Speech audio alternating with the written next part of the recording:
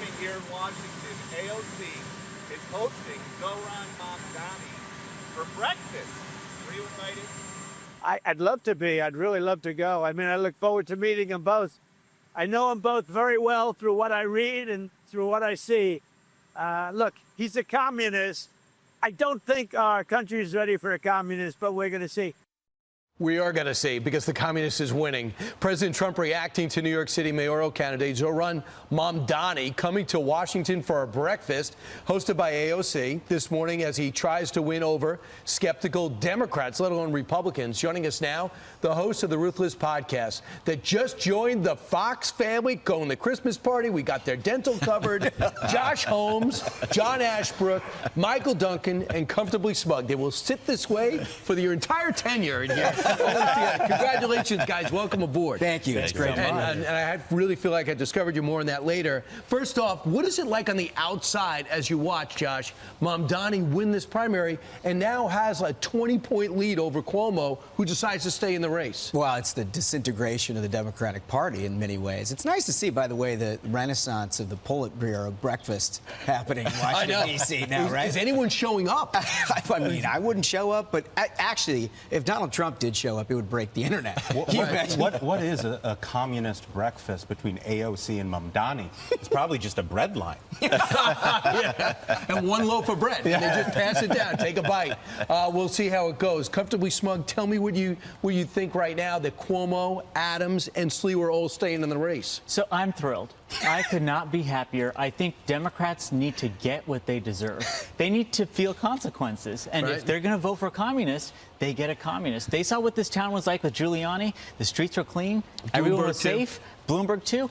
Now they need Mamdani. John, you had an interesting post. Essentially, yeah, well, basically, we were a little bit worried we weren't going to be able to get groceries because we haven't knocked any doors from Mamdani. We haven't made any phone calls, so we haven't gotten our voucher yet. Yeah. And I think it's going to be a system kind of like if you ever sold magazines in school and then you sell enough magazines, you get a prize at the end.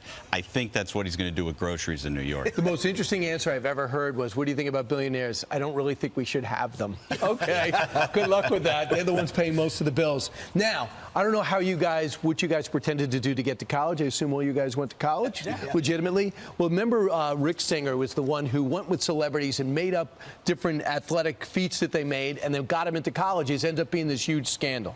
Well, now they're calling it Varsity Blues. The mastermind was opening up a new college counseling service, even though he went to jail for this, for college kids. Your reaction? Well, I would say the whole system is corrupt when it comes to higher education, what they're charging these kids these days. So you know what?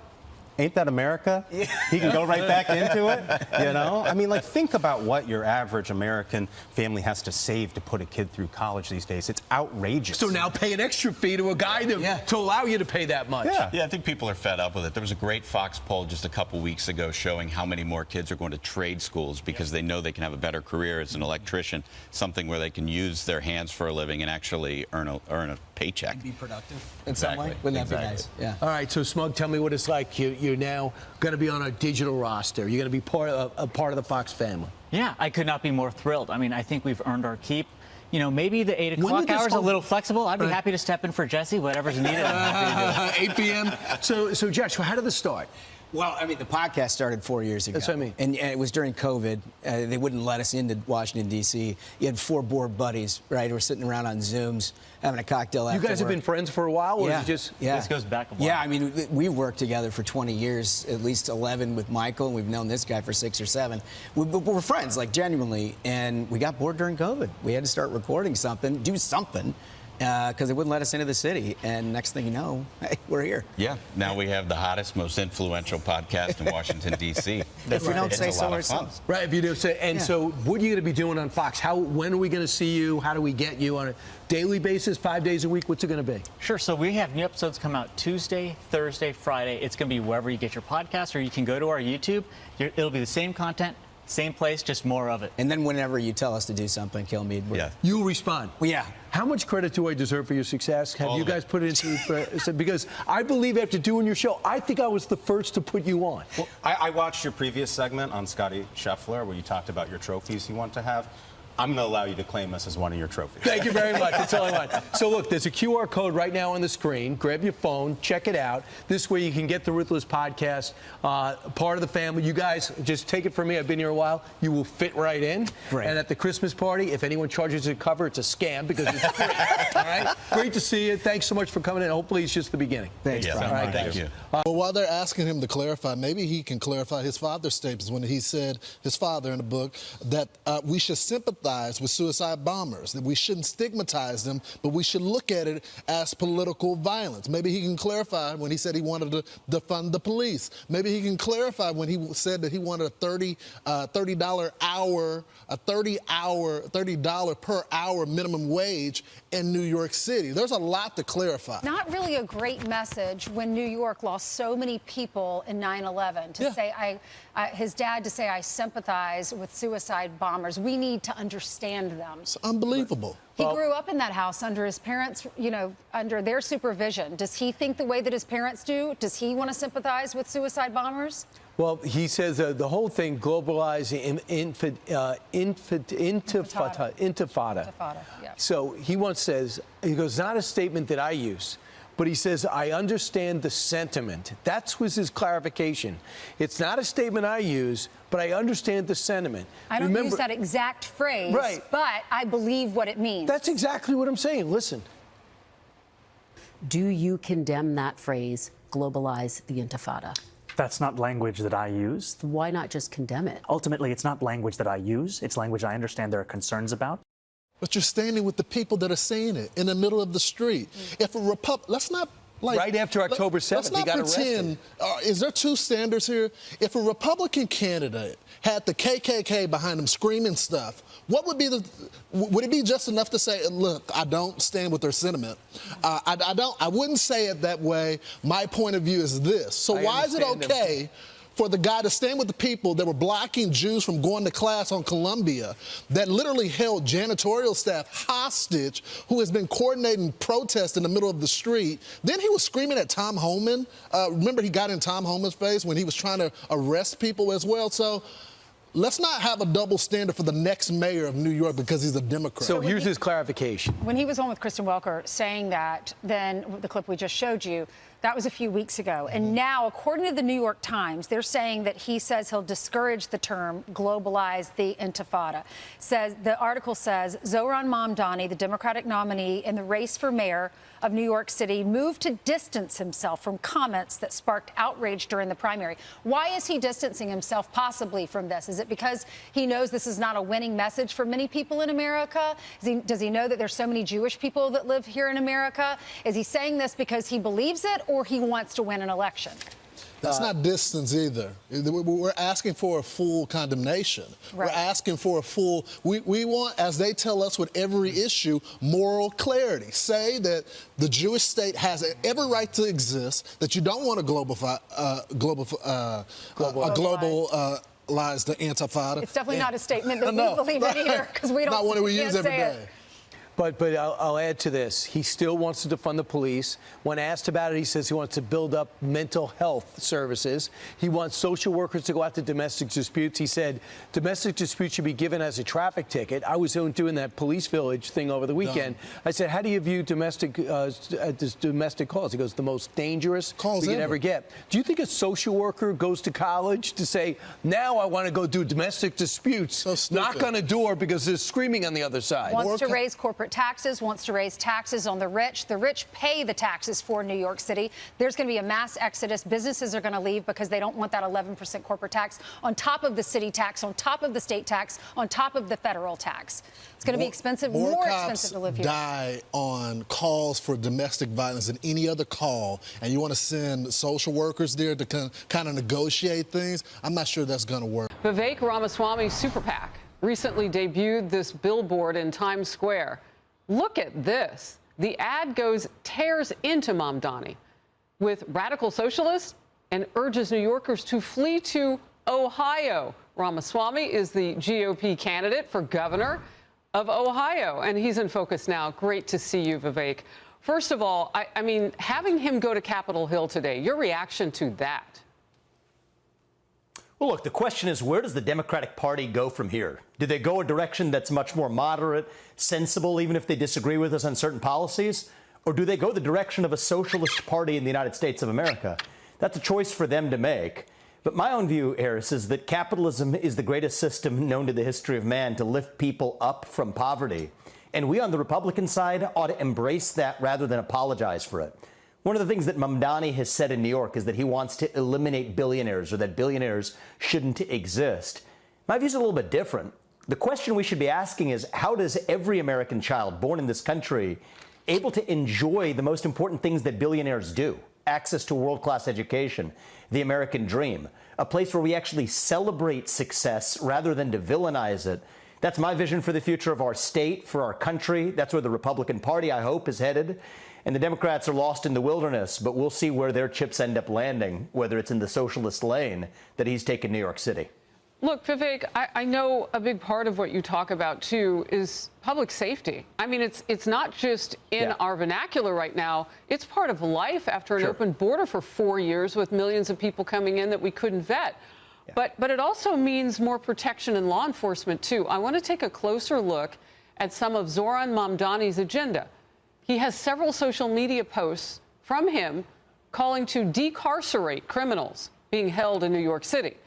Mamdani's campaign website says he'll ensure our immigrant New Yorkers are protected by strengthening our sanctuary city apparatus, getting ICE out of all city facilities and ending any cooperation, increasing legal support, and protecting all personal data. He is also clear about what he thinks about the city's wealthiest. As Vivek, you just pointed out. Let's listen and watch here. Do you think that billionaires have a right to exist? I don't think that we should have billionaires because, frankly, it is so much money in a moment of such inequality. I look forward to work with everyone, including billionaires, to make a city that is fairer for all of them. So you won't have that tax revenue from billionaires. You won't have the dreamers who employ so many people. I mean, what is he going to run? An encampment of people who are unhappier than they are now? Well, look, the fact of the matter is that New York City actually used to be the place where the most successful people around the planet and around the country actually gravitated. I was one of those people, Harris. I grew up in Ohio. I went to Harvard for college. But when I graduated, I went to a New York City that was the seat of positive ambition and success and achievement in America. Sadly, that New York City is now behind us with de Blasio, now maybe with Mamdani completing the curve. But it also shows in the country that local and state leadership actually does matter. And on a positive note, Harris, this is what makes America great, is that you could still move. I mean, we have mobile citizens across the country. People have left New York in droves. That's part of why I'm running for governor of Ohio, is that I think we need new homes in the heart of the country that celebrate that spirit of ambition. That's exactly what's going to happen in New York City if a guy like this becomes mayor. But the beauty is in the United States, there are still going to be other places, including like my home state of Ohio that I'm going to lead, where people can actually head to still celebrate that American spirit. That's what I want to see. And on the rule of law, which you brought up, that's something that unites us as Americans. I don't care if you're a Democrat or Republican. Most people in this country don't want crime on the streets, don't want the abandonment of the rule of law with crime and property theft. Most Americans agree on that. That's actually something that unites us.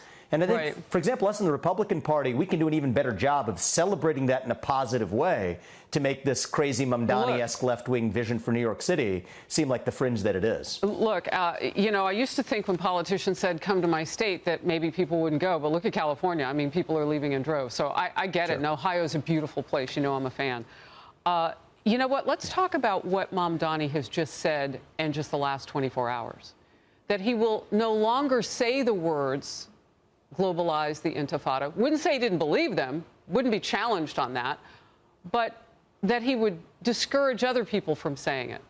And so now he met with some of the richest people in the city, business people in the city yesterday. He's on Capitol Hill today, supposed to meet with more business leaders as well. What's your take on his point of view, his radicalized socialism? The president says he's communist, not too far from that if you're reading the definition. What's your take on if this spreads to other cities? Yeah, look, I don't know him in particular, but what I will do is speak about the broader ideology. There's two competing visions for the future of the country. One is a vision where we celebrate success and we embrace it. The alternative vision is one where we penalize success and celebrate victimhood instead. That's the direction that sadly the country has gone for so much of the last 4+ years. That being said, we have an opportunity to choose a different vision. And I do think that the fact that he's the Democratic frontrunner, the Democratic nominee now in New York, is actually helpful to the country to see that contrast. Because historically, what you might have is Democrats talking out of two sides of their mouth, confounding that vision. Frankly, I think we now have an opportunity to see a stark choice and leave it to the people, not just in 2025 in New York, but in 2026 across the country. This is what the 2026 midterms are going to be about. It's a fork in the road for the future of the country. And if you want to turn achievement into something that you distribute, if you want to turn success into something that you villainize, great. The Democrats and Mamdani, they've paved that path. The voters deserve that choice. I don't think that's the choice that most voters are going to go for. And you mark my words, Harris, right now, if he wins this, and I think he probably will in New York City right now, that is going to be the defining rift for the 2026 midterms. Well, look, and for my part, I'm looking forward to it. Let's speak to the voters, because they're the people who matter in this equation. And we don't know if the primary really reflects what's going to happen in a bigger election here for mayor in New York City. The Faulkner focus often goes to the streets of New York City. We sometimes can get people who've come from far away. This time we wanted to talk with New Yorkers to ask them what they think about Mamdani's socialist policies. Because if you think he can win, let's see what the people say. I just think Mamdani would be terrible for the city. I don't support it. Not a fan. That's not what we want for New York, do we? I think it's too radical. He's an idiot. He thinks he's going to give everything free. Where's the money going to come from? Everyone always has to make money. Government-run grocery stores, that's ridiculous. That's what they do in communist countries. Well, I go for private industry. So if that's a choice, okay. I wouldn't want it to be the only choice. It would implode the city. I'm hoping for a miracle. Someone else, Eric Adams or someone, wins. A miracle. And I want to say, we did get a number of people, too, who were not from the city. A lot of people talking about this everywhere. What do you say to voters? Is there any danger of a guy like Mamdani? Is he dangerous? I mean, we know he won't deny what he thinks about the globalized intifada. So I don't know how he reaches out to the nearly 1 million Jewish citizens in this city, but your thoughts? Well, look, obviously there's going to be a selection bias on the kinds of people that would participate in that kind of interview. And if you look at the polling on the other end, he is at #1. So I take the positive side of this, Harris, for the longer run. I love New York City. Frankly, it's a city where I spent nearly a decade of my life. It's America's leading metropolis, and it would be sad to see New York head in a socialist direction. On the other hand, there's the bright side. I'm running to lead states like Ohio back to greatness. And so for America, I think there's a real positive in this, is this sets up a choice, answering the question of who we really are as Americans. Are we a people who celebrate achievement? Are we a people who are ambitious, who celebrate and embrace free enterprise and capitalism? I believe that's who we are. That's how we made America great the first time. Or are we the direction of a socialist version of a prior era of Europe?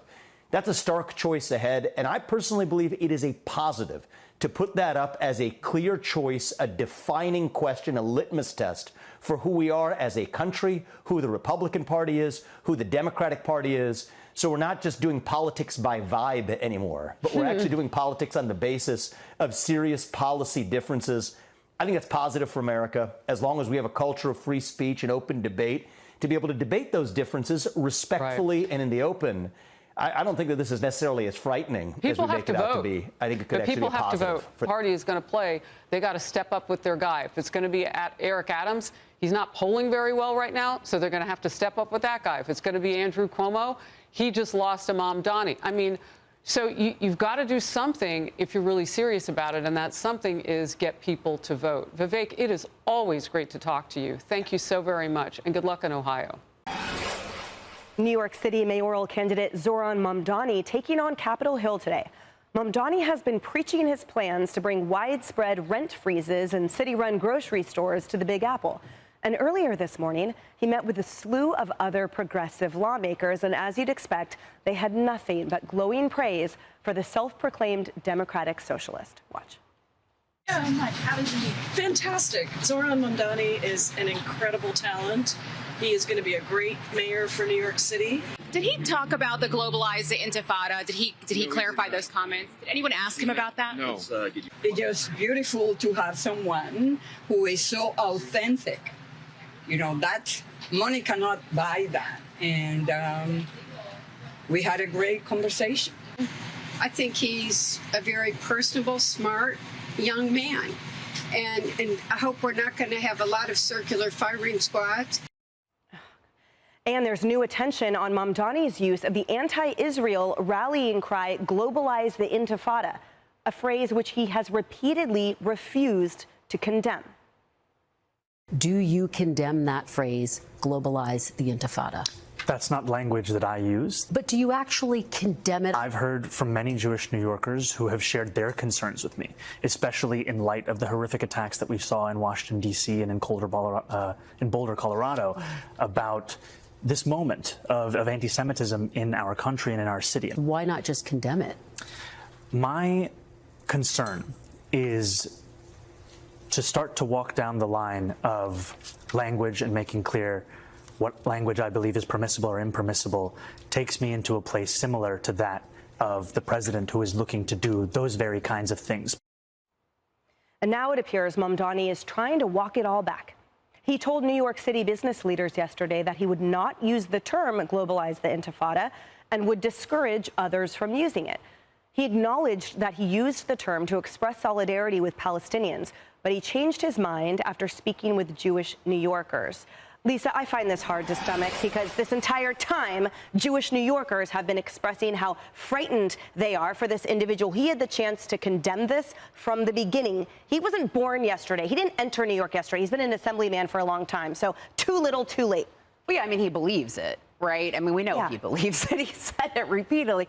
And we know what globalize the intifada means. We saw it when 2 Israeli embassy staffers were murdered in Washington, D.C., where the governor's mansion of Pennsylvania was set on fire, where Jewish people were set on fire in Colombia as well. And it seems like the apple doesn't fall far from the tree. Fox News reported on his dad that his dad sits on an sits on the advisory council of an anti-Israel organization that has expressed sympathy for suicide bombers in the past. Oh. And the problem with Zoran Mamdani is he seems to be part of this growing group of wealthy young individuals who attend these elite universities who hate Israel and are insulated from the socialist policies that they push. There's a quote of him going around on the internet saying, if I ever run out of money, my family would be able to support me. And then you look at things like Washington Monthly finding that a lot of the anti-Israel activity post-October 7th happened on wealthy universities, or New York Post looking into the Columbia students who were arrested, a lot of them living in multi-million-dollar houses and coming from very rich families. Molly, I was shocked, frankly, by Nadler, for example, saying, no, we actually didn't ask him about his anti-Semitic comments. You kidding me? So you represent the state of New York and you don't seize the opportunity to ask the Democratic mayoral candidate to face up his comments? I mean, they are letting down New Yorkers to all of those Democratic congressmen. Yeah, there seemed to be a very cozy, friendly breakfast that was going down in Washington today. And then the comments coming out of that were praising his authenticity. And I get it. Authenticity is big right now in politics. But I think it's a challenge for him now because he has been so upfront, refusing to disavow this phrase. And now, how do you walk that back? In this little meeting he had with business leaders who have expressed so much concern here in New York City that he would discourage the use of the term. How do you do that if you are who you say you've been without isolating these people that helped get you to where you are today? It'll be interesting to see how he continues to explain that, particularly when he frames it as a free speech issue. Right. And Professor, anti-Semitism aside, his business ideals are atrocious, obviously, which is why the businesses here are clamoring against him, too. But it seems like the other Democratic lawmakers don't have any economic sense. He's a Marxist. That's why he's been elected by the Democrats in the primary. Marxism is tied up with anti-Semitism. People remember this. Marx wrote an essay called On the Jewish Question, where he said all Jews were hucksters and their God was money. And this guy believes in this kind of ideology. But I think it's more important to go from words to actions. What is he actually going to do as mayor? Is he going to go to Columbia and make sure Jewish students are not harassed? Is he going to arrest Benjamin Netanyahu if he shows up in New York City like he's promised? Let's see what he's really going to do. Kennedy, we live here. What are your thoughts? I want to pick up on what John Yoo said, and what follows from his economic proposals are high taxes that will strangle the middle class right out of the city.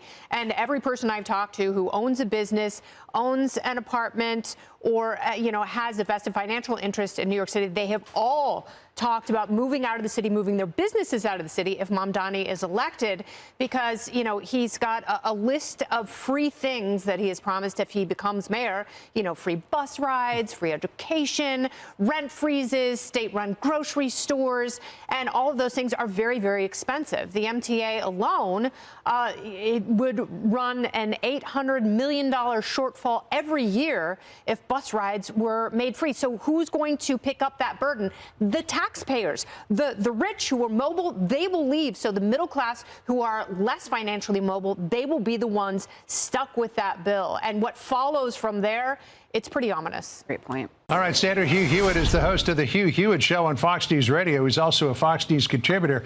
Hugh, good to have you with us today. I wanted to ask you, first of all, about all of this secrecy surrounding the Mamdani visit. The fact that the location was changed at the last minute. There was brown paper put up on all the windows of the restaurant that folks were meeting him in so that peering eyes couldn't see in. What do you make of all of that? I think Mr. Mamdani is a anti-Semite, that's my opinion, and that as a result, he's got to be very careful about cameras being around and microphones being turned on when he talks about anything remotely connected to anti-Semitism or in what he'd like to call anti-Zionism. I'd tell the audience, if you just Google a Politico story from June 22nd, it assembles all the evidence of Mr. Mamdani's anti-Semitism. And the fact that he's going to discourage the use of the term globalize the intifada, that would be like him saying, I'm going to discourage Holocaust denial. Really, you don't have to do that unless you've been hanging out with Holocaust deniers. I don't buy it. I don't think the public's going to buy it. But whether New York ends up with a mayor who is an anti-Semite is up to New Yorkers, and whether or not Andrew Cuomo will get out of the race and Curtis Lee was, so that Eric Adams has a shot at winning. I mean, New York Governor Kathy Hochul was on a rival network earlier today, and she said that Mamdani has got a lot of explaining to do. Listen here. I actually raised many of those concerns with him directly. I said, you have a lot of healing to do with the Jewish community. Many of your words have been hurtful and hateful to people in their interpretation of it. So job number one is to straighten that relationship out if you can. I mean, straighten out the relationship. The words that come out of a person's mouth usually reflect what's in their hearts. But suddenly you can say to a group of business leaders in New York City, oh, I would discourage people from using the phrase globalize the intifada. And yet there's this long record about him, as you point out. Oh, I got to tell you, John, that the governor there was doing abba dabba dabba dabba dabba because she's a seasoned veteran of New York politics. And she knows that she has to keep the left wing of New York politics happy, and they don't want her to say the truth about Mr. Mamdani, which is, since he was an undergraduate at Bowdoin, he has been actively and aggressively attacking the state of Israel, saying that it's an apartheid state, which it is not. And he refuses to say the same about other countries that are, for example, Muslim countries, which is just fine, like the Jewish state is the Jewish state. Saudi Arabia is a Muslim country. He has a double standard. That double standard points, I think, definitely, without any question, to his being anti-Semitic, and that the reason he cannot talk to the press at length is that you cannot actually be an anti-Semite without revealing it within about 10 minutes of serious questioning. And yet, despite all of that, you had all of these Democrats very excited to meet him earlier today, with Alexandria Ocasio-Cortez being the cheerleader in chief. Listen to what she said. Really excited for the Democratic nominee, Zohran Mamdani, to be here in Washington, is to really, experience and have people see him face to face. I think a lot of people just need to get to know folks before they issue an endorsement, and I hope that this conversation can be constructive to bringing the party together and rallying behind our nominee. Do you see this as, I mean, the fact that this is going national with all these members of Congress, do you see this as an attempt to normalize Mamdani and his ultra-left-wing policies? That's well said, John. It is an attempt to normalize. AOC is not a normal Democrat. AOC is a socialist. Bernie Sanders is a socialist. They identify with the Democratic Party when it's convenient. So it's a very unusual attempt to socialize AOC and her politics of the squad into the center of the Democratic Party. And every Democrat who's watching has got to decide, do we want that to be our brand? AOC's got charisma. Mamdani has charisma. But they also have extraordinarily left-wing politics. And in the case of Mr. Mamdani, he's also an anti-Semite. Do they really want that to be their brand? I don't think so. Right. Well, every Democratic strategist that I've talked to said, oh, this is just a New York City race. It's not reflective of politics across the country. Doesn't affect any of these big races. But I'll tell you, Gen Z has latched onto this guy, and Democrats are going to start to push a lot of candidates just like him. John, as you noted, I run a national radio show. It's on the Salem network, not the Fox network, but I work for Fox. I run a national radio show. People want to talk about Mamdani every day. They want to talk about him every day, whether they're out in California, down in Florida, up in the Northwest. It doesn't matter where they are. They want to talk about him because New York City is the greatest city in the world. And if they elect at least a socialist, and on many things, when he's talking about the anti-commodification of housing, he's kind of a communist, then he's going to have to talk to national people about national issues because he is a national figure. All right. Well, he's generating a lot of enthusiasm among young left-wing Democrats. We'll see where this all goes. Hugh, always great to see you. Thanks for stopping by. Appreciate it. All right, Sandra. Zoran Mamdani takes to D.C. today to rally Democrat support as party tensions flare over his socialist-viewed mayoral bid in New York City. One of Mamdani's top backers, AOC, says he was well received. Mark Short's former White House Legislative Affairs Director during the first Trump administration. Megan Hayes is a former Director of Message Planning for the Biden White House. So, Megan, let's why all the secrecy about Mamdani's appearance today? They changed the location at the last minute. It left our Aisha Husni trekking around D.C. to try to find out where it was. They put butcher paper up on all the windows of the restaurants so nobody could peer in. I mean, if you like this guy and you want to get him out there, why hide him? And sometimes I think that both parties get a little too cute by half here, and it sounds like this is what was happening. I think that he is trying to plead his case to some of the established Democrats that he wants to have endorse him, and I think that that's why they're there. And I'm sure that, I don't know if Chuck Schumer was there or if Jeffries was there, but I'm sure that they probably don't want it to be running on Fox News that they were there today, so that's probably a little bit behind the secrecy. I mean, they even wished him out the back door. Yeah. Look, the visuals of him with AOC and Ilhan Omar and Bernie Sanders are great for Republicans, and I think that's what Democrats want to avoid. But it's also, I think, good for the growing anti-Semitic, anti-police, pro-sex worker caucus in the Democrat Party. Because now that you've got multiple candidates in this race, John, all he needs to do is hold on to his fervent 30%. And so his visuals of him with AOC actually continues to keep that support in lock, but it also helps Republicans a lot, too. Well, she certainly has been the cheerleader in chief. This is what she said earlier today. Listen here. Get to know him.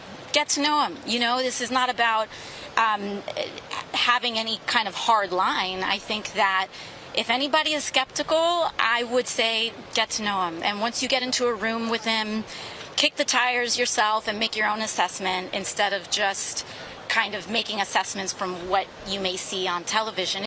Don't make assessments from what you may see on television, which just happens to be words that are coming out of his own mouth. Absolutely.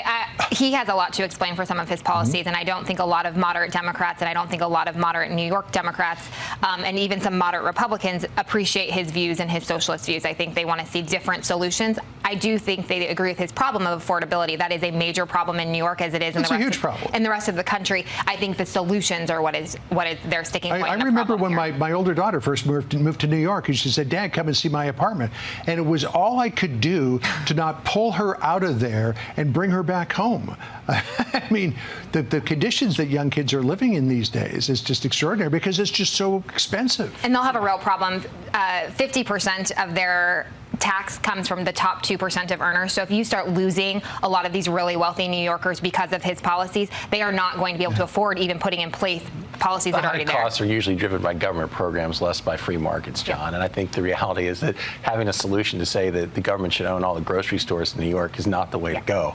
And I agree with AOC. I think it's good for all Americans to get to know him because I think that's the direction the Democrat Party's going now.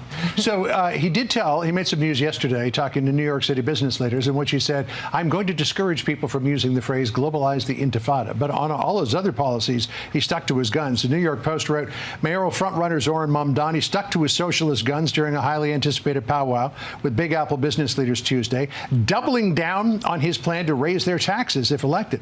Asked about his intent to lean on the ultra-wealthy and corporations, Mamdani told the executives that taxes had been raised on those groups in the past without it resulting in an exodus of high earners from the Big Apple.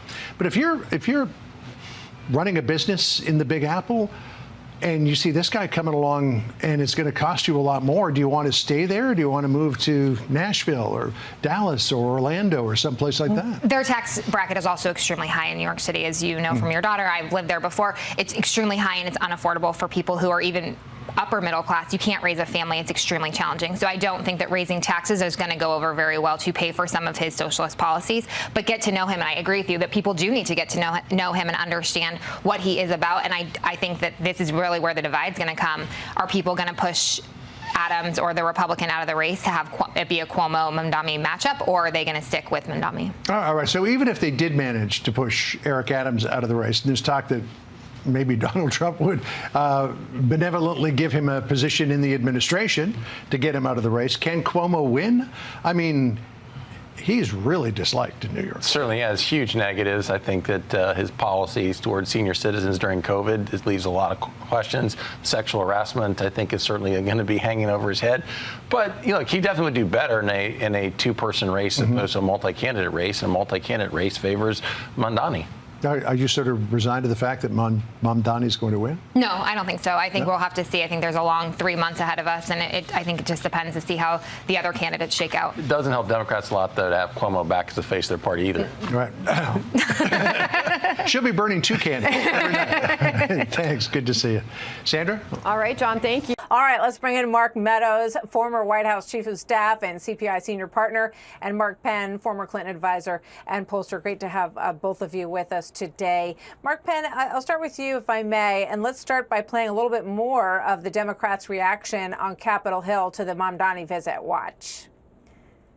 It's just beautiful to have someone who is so authentic. That's money cannot buy that. Is the party moving more in a socialist direction? It's a question by the media to try to stigmatize the Democratic Party. Anybody that's staying out at this point instead of endorsing this incredible dynamic leader is missing an opportunity. All right, Mark Penn, you hear it. Better jump on the bandwagon is the message from those lawmakers. What do you say? I think this is a real danger for the Democratic Party. There's no question that Mamdani is socialist and has expressed views that, if not anti-Semitic, are certainly frightening to most Jews. Does not disavow globalized intifada, even though people tried to say he was going to do that today. He didn't, which means kill Jews. I mean, this is really frightening for the party. And, the party should not be a big tent that takes anyone. The party should be a tent that believes in progressive free enterprise, not in socialism. So, Mark Meadows, there's a lot of discussion about what the reaction among the GOP should be to this. And I want to pull up what Bret Stephens wrote about in his editorial yesterday. He talks about, he says, Mamdani for mayor if you want to help the Republicans. And this is the quote. Remember when Ronald Reagan ran against the San Francisco Democrats in 1984 and carried 49 states? Get ready for the GOP to run against Mamdani Democrats for several election cycles to come. What's your take on that? Well, obviously, it is extremely troubling for the Democrat Party. They have no leader, and so as we look at that, it could be good for the GOP. But I want a bit of caution there, Martha. One of the keys, we've got a huge operation. The DNC has millions of dollars. You didn't have to look any further than getting rid of Joe Biden and putting in Kamala Harris to understand the power that they have, and yet to underestimate that they have no captain of their ship. It's a rudderless ship that AOC took on Joe Crowley back in 2018 and became now the voice. And now they're bringing in a candidate, not even an elected official, as this charismatic leader. I think it'll be good for the GOP only because they're embracing socialism. They're embracing these extreme ideas. But we ought not just sit back and take it for granted. These ideas are becoming part of the mainstream of the Democratic Party, and we need to call it out for what it is. So, Mark Penn, I'm curious what you think about the Democratic Party embracing him on Capitol Hill today and getting involved in this fight in New York City for the mayor's race. And then President Trump was asked yesterday what he thought. And we know that he's had some friendly interactions with the current mayor, Eric Adams, in the past. But then he was asked about Cuomo, and he said, well, I think he should stay in the race. What do you think about, sort of the big tops of the party's involvement in this race, and about Cuomo and Adams? Well, this is really something in which I hope Democrats, Republicans, and independents will come together on. That the fact that he won the primary doesn't mean that he got elected. Normally in New York City, we would have had a runoff among the top two candidates. You've got Cuomo and Adams who are still in the race. I think this is an opportunity for actually bipartisan centrist action to prevent a major city from going into socialist hands. And I think that's something that a lot of voters can agree upon. And that party that you saw today, that was the left wing of the party. That wasn't the entire party. You're still seeing Schumer and the leaders kind of standing back and understanding that you can't really endorse somebody who endorses globalizing the intifada. All right, Mark Penn, Mark Meadows, thank you both. Good to see you. Thank you, gentlemen. Dana Lash. Dana, it's great to have you on the show today. Great to see you. This Mamdani thing, in some ways, I'm like, I don't want to do it. It's a New York story. In other ways, I'm like, Mamdani, like, he's a radical. Is he really representative? And the answer increasingly is yes. Yes, he's representative of Democrats. Yes. Will, I think your instincts are spot on with us. And to prove that point further, they're trying to use this guy as a way to redefine what a socialist is. One of the giveaway quotes was from this Democrat out of California, Mark Takano. And he was telling the press, well, the problem with these older voters and why, Mamdani is struggling with them, the 40 and up, is that they just have this outdated view of what a socialist is. They think of Castro and they think of Venezuela. They don't think of people like AOC. Tell me where their policies are different. That's what we're talking about. When you don't even know how grocery stores run, when you think that the government owes you an existence and should own your grocery store and buy your food for you, yeah, that's a major problem. And we've seen that fail in every single country where it's been implemented. So your instincts are right, because they're using him as this vehicle to try to rebrand socialism. But I don't think it's going to work outside of Manhattan. That rebrand, that's interesting. They're taking an old idea, a failed idea, an idea that many times throughout history has resulted in death, and they are wrapping it up in a hipster new cool image. And it is working to some degree, Dana, in that young people have always flirted with Che T-shirts or something of the kind. But even people like Andrew Schultz, who you could presume fairly recently voted for Donald Trump, are kind of singing the praises of Zoran Mamdani, and it makes me worried whether or not you're right, whether or not this is a self-confined thing to New York City. Yeah, I feel like some people are just going to be scenesters. And you're right. The youth are always going to, because it's like, it has the hot new energy, right? I mean, it's, the hot new thing. Be like a kind of a fake socialist or whatever. They always go with what they think is trending. He's honestly skating by because people are overlooking how dumb he is on policy because of his youth and because he's got all these bells and whistles on in Manhattan. He's rubbing shoulders with Bernie Sanders and AOC. I mean, this idea, though, that his policies are going to work. I mean, there's a reason why Wall Street's kind of turning up their noses at him. I don't think that he's going to be further consecrated by a visit to D.C., but we'll see. Crazy things have happened, Will, as you know. So I would actually be shocked if he doesn't win. It feels weird to say it, but I think that the more moderate, if we want to define Cuomo and Adams as being more moderate, I think that they've split that to the point where it's going to allow for this guy to win, and then New York City is going to have to deal with that in the years to come. Okay, really quickly, Dana, 30 seconds, though. Then do you share a similar, I'll call it optimism, that this type of politics doesn't have a home outside New York City, and then, therefore, an AOC actually isn't a realistic Democrat candidate for president? No, she's not. Her district, comparable to the rest of the districts in the United States, is actually quite small. I think what works on the internet doesn't work in real life, and I think that she's proven that a couple of times already. She's the hype man. She's like the Flava Flav. That's what she is for this. Dana Lash, great to see you. Thank you so much. Hello, everybody. I'm Jesse Waters, along with Katie Pavlich, Jessica Tarlov, Dana Perino, and Greg Gutfeld. 5 o'clock in New York City, and this is The Five. Yeah.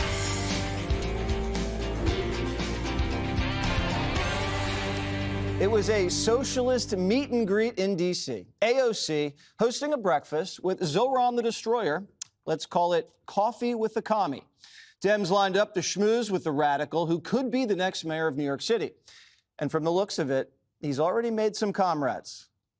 When people get to know him as a person, when people get to know us as real people, what they find kind of surprises them. He's bringing anybody who can see the reality of the success of his candidacy and his campaign together. It's just beautiful to have someone who is so authentic.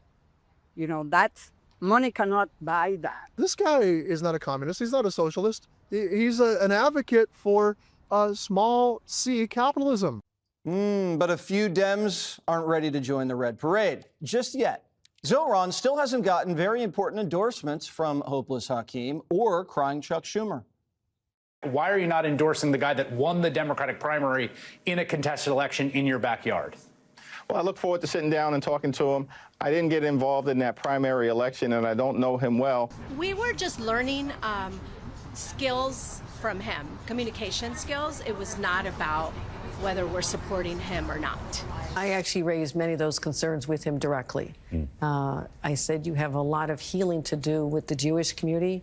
Many of your words have been hurtful and hateful to people in their interpretation of it. And President Trump had some fun with Zoran's bagels and Bolsheviks. Look, he's a communist. I don't think our country is ready for a communist, but we're going to see. And I don't think that race is over yet either. You do have a couple of people running against, and it'll be an interesting thing. Things are coming out about him which aren't good. And so, Dana, the Democrats didn't really have a big red parade when they brought him in. They kind of snuck him through the back door. Well, they changed the location, right? Because Aisha Hasni was ready to go. We were going to take her live on Newsroom, and then they're like, wait, we got to get. She's in a different location, so she had to go. She got there, and the other thing that they did is those members that you saw came out the front door. That AOC and Mamdani left out the back door. Right? He doesn't want to take any questions. Debbie, I can't remember who it was. Was it Debbie Dingle or maybe it was Prayal Paul who said, people just need to get to know him better, and then they're going to like him better. Okay, well, here's the thing. His meeting with business leaders, Wall Street guys, did not go well. And that's where he's pledged to stop saying globalize the intifada. It wasn't because it was like at the meeting with the Jewish community. That meeting didn't go well for him either. So I'm not buying it that the more you get to know him, the more you actually like him. I think that the more you get to know him, the more you are maybe terrified about it. But I wanted to also say this. So AOC and Zoran are kind of similar in that she caught the establishment candidate flat-footed. And he saw an opportunity and he zoomed in. Okay, that's great. They connected with voters where they are. They were young and fun, and they were talking to them on social media, TikTok, whatever it is. But here's the difference. AOC is one of 435 members of Congress. If he wins, and it's likely that he will, then he will be in charge of the largest city in the country, the most important city, I think, financially in the world.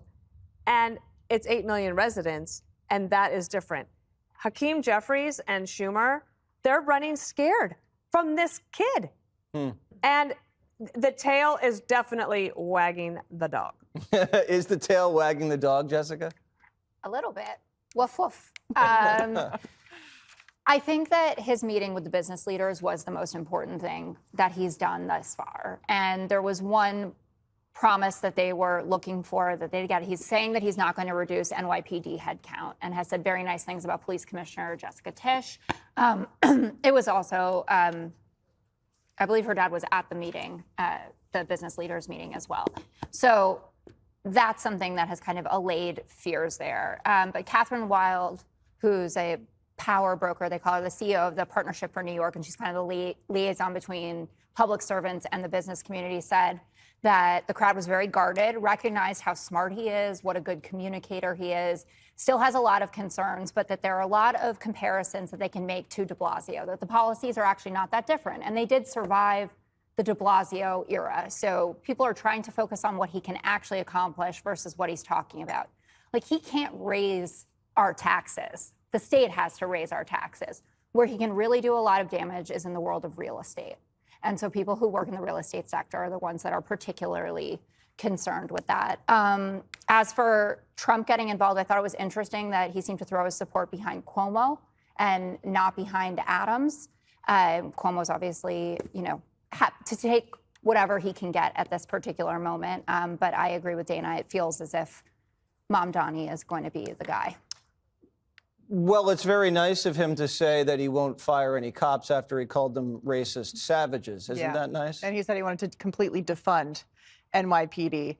I think it's interesting watching national Democrats trying to make him national already, even though he hasn't won the mayoral race. Obviously, New York City is a big player on the world stage, but they're trying to already get him to his next gig. And you have these Democrats coming out of this meeting saying he's a small C capitalist.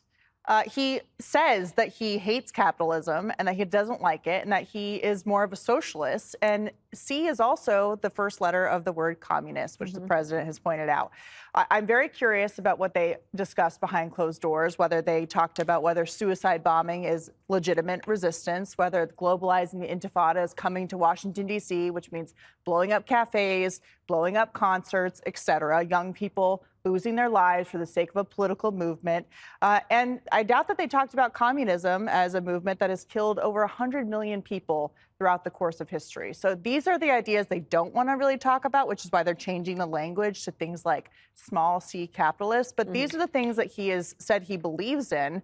Now he's trying to change his tune that he needs because he needs to get elected.